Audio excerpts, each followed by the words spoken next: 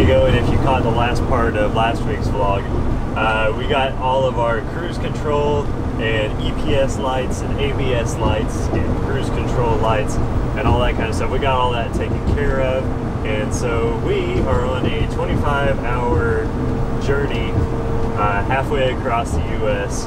from San Diego with the ultimate destination of Blanchard, Oklahoma, essentially for Christmas. We're going to make a few stops in between here and there. We're probably going to, we're hoping to make it to Sedona, Arizona tonight, and then hopefully going to be mountain biking a little bit tomorrow, and then driving a little bit probably towards maybe Santa Fe, New Mexico. Probably another little outing of mountain biking perhaps, and then we'll drive on over to Oklahoma.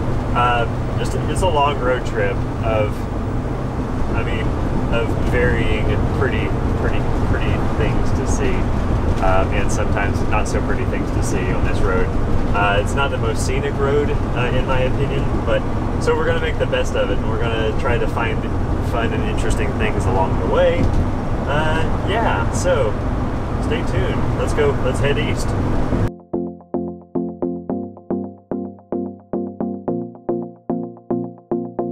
Okay, so we made our first stop about 100 miles from San Diego. Just had to use the bathroom, stretch our legs. Always feel like I need to be proactive about stretching my legs, getting out and walking around a bit. But we are in the middle of pretty much nowhere. So everybody always asks like if we think it's worth having like a toilet on board, and I feel like this is a really good example of why we always say yes, absolutely. It's very, we really like it. You know, obviously hike your own hike, but we really like it.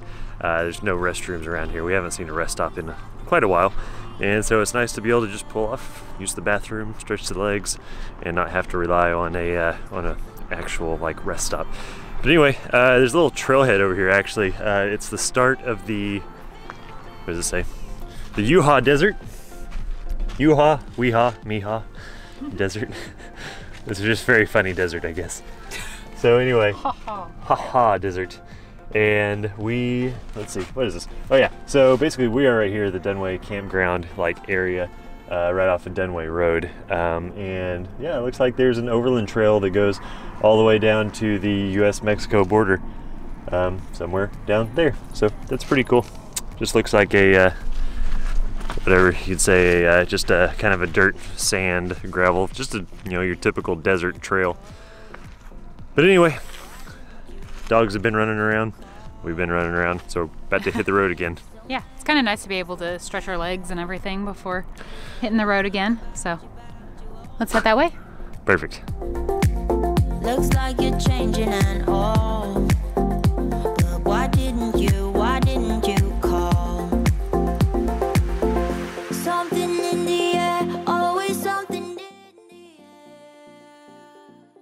air. Eastbound and down, loaded up and trucking. We're gonna do what they say can be done. We've got a long way to go and 4 days to get there. I'm eastbound, just watch old bandit run. Hey, look who's driving. Hey! Hey, hands back up. You see why I always drive? Sorry. I let her drive and she takes her hands off the wheel. And it makes me uncomfortable.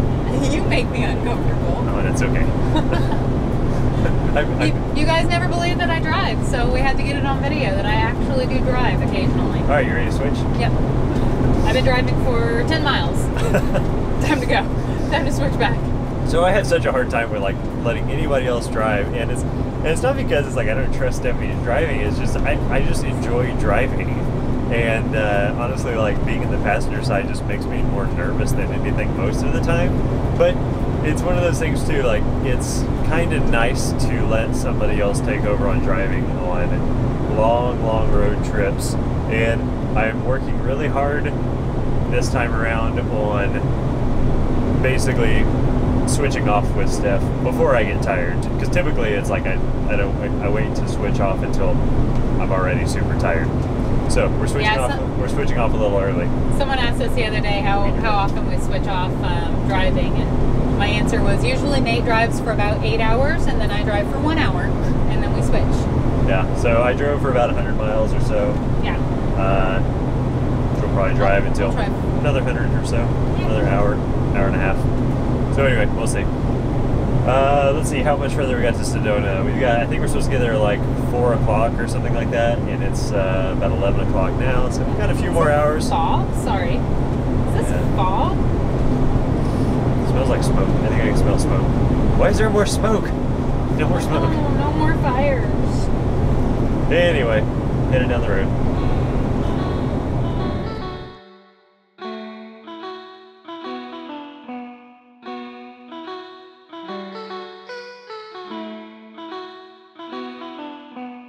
So we're here on I-8, just east of Yuma, and it looks like we've got a border patrol crossing, like area checkpoint thing. So we didn't cross the border into Mexico or anything, but there's a checkpoint here.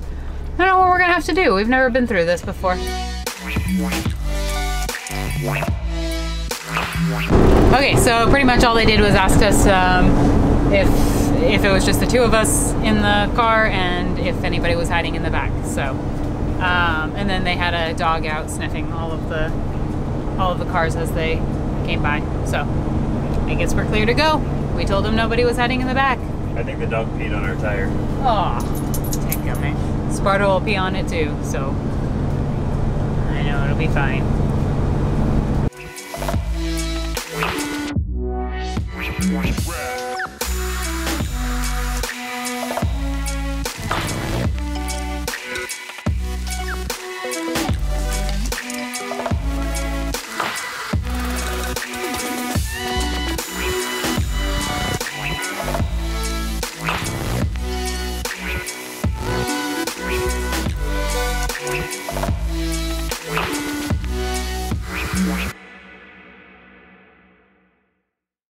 Good morning. So we got into Sedona last night, found a campsite. So we actually found we headed up towards the trailhead where we're going to be mountain biking today, and there's no camping along that particular road. I guess there's a big golf course country club thing. Yeah, it looked like there was a huge country club up there. Yeah, so we hopped on I think iOverlander, and there was just a whole bunch of free campsites just right around the corner, like I think like 7 miles away or something like that. So we drove over there and we found a spot. There's all kinds of other campers all around us. We're not going to get outside and look around, but anyway, we are going to. Oh, it's cold out. So it's really cold. I think it got down into the 30s last night. And we don't have, I mean, we're prepared for cold weather gear, but like it's not time yet. We haven't, we're not mentally prepared for cold weather just yet. We haven't switched out all of our summer gear and our winter gear. And so, I mean, we've got plenty and we don't have a heater in here just yet. Right. So it's like, even though we've got plenty of blankets and all that kind of stuff, like anytime you put I put my hat on in the middle of the night last night. But hands get cold, anything like that sticking out of the blankets. But anyway, that's okay. We're going to be installing a heater when we get back to Oklahoma. Tonight might be kind of interesting because it's going to be even colder tonight than it was last night. So yeah, but I think tonight we'll be a little bit better prepared for it. I think going from San Diego weather to 30 something degrees was a little bit of a shock, but maybe tonight we'll be a little bit better prepared. more mentally prepared, if nothing else. So anyway, we are going to head around the corner and head over to some bike trails, and we're going to see if we can get a mountain bike ride in before we head on down the road. Yeah, let's go.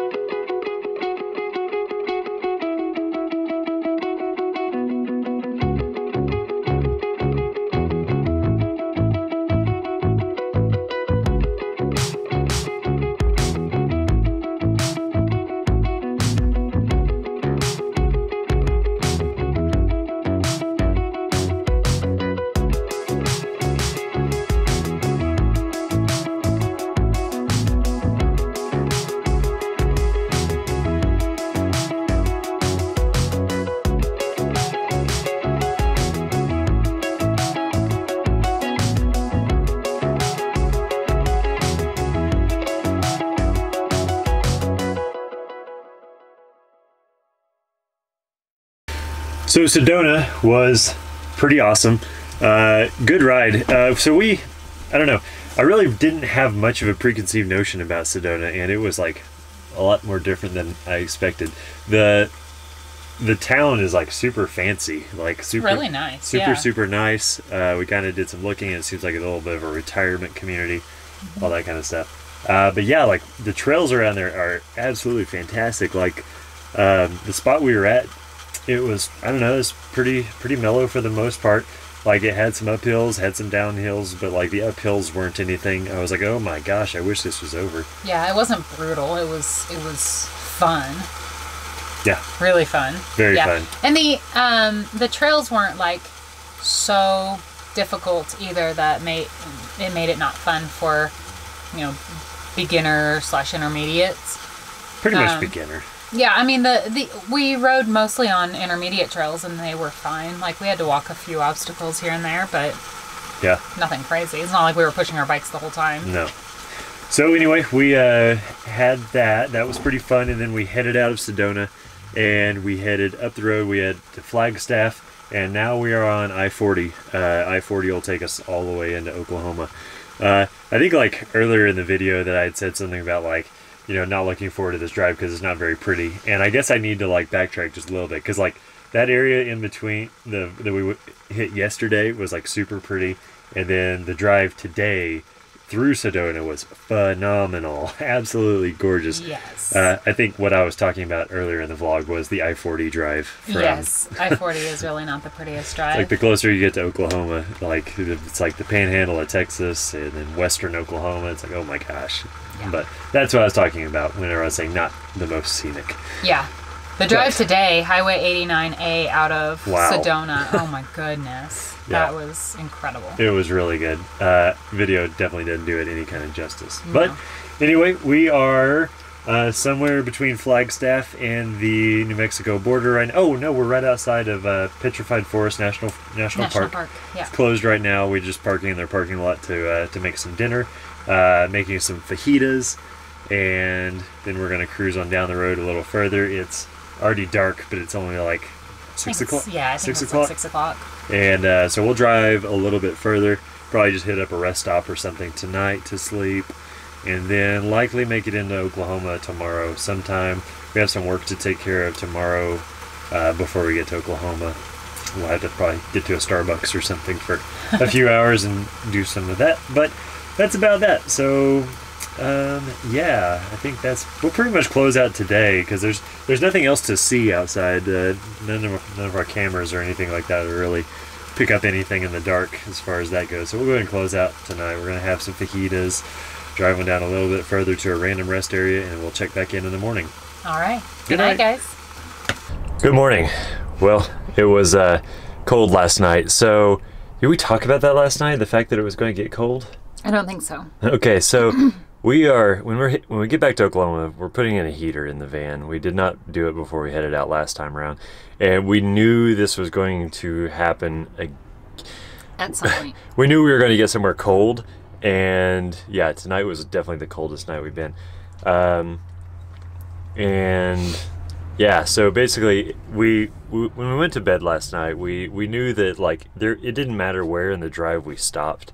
It was going to get down into the teens, and I think last night it got down into like -15. I'm sorry. No, negative. Not -15, +15. And so that was obviously really cold. And we have blankets and we have enough sleeping bags and everything to keep us warm, but we were just worried about the dogs, and like, you know, because Pyrus won't stay underneath a blanket.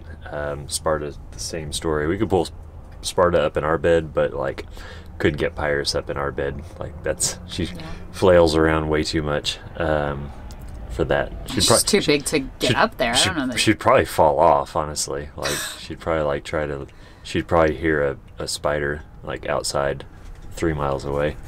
Stop, leave her alone. and she'd probably fall off. So anyway, what am I talking about now? But they really didn't ever get very cold. We kept waking up and checking on them and stuff. We put Pyrus's sweater on her, and then we put Sparta in his bed, and then if he started to get cold, we were just going to pull him up into our bed, because he didn't want to sleep in our bed to begin with. So we woke up a few times last night and checked on them, and it was chilly. We checked the temperature in here. What did it get down? The coldest it got down to inside was 38. 38, and that was when we first woke up this morning. Yeah, and that's whenever it was 15 degrees outside. Yeah. So insulation worked pretty good. Like, I mean, it still got cold, but I mean that's to be expected whenever it's 15 degrees and it's like that forever. And there's no source of any kind of heat other than body heat of 2 people and 2 dogs. So pretty happy with that. No condensation anywhere. Like I said, it really wasn't that warm in here, so it's really not a condensation really an issue whenever it's still cold inside. Anyway, let's hit the road. We're gonna head out. We're gonna move up the road and try to get this place warmed up a little bit. And yeah, I don't know. We'll see. I don't know what's going on today. So anyway, let's go. Driving.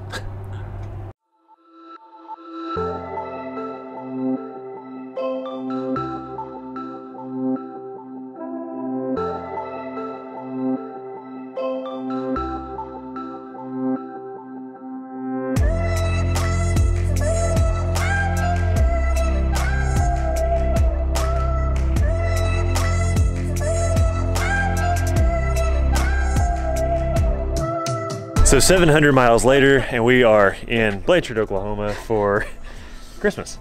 So Mom's over there. You give a big wave.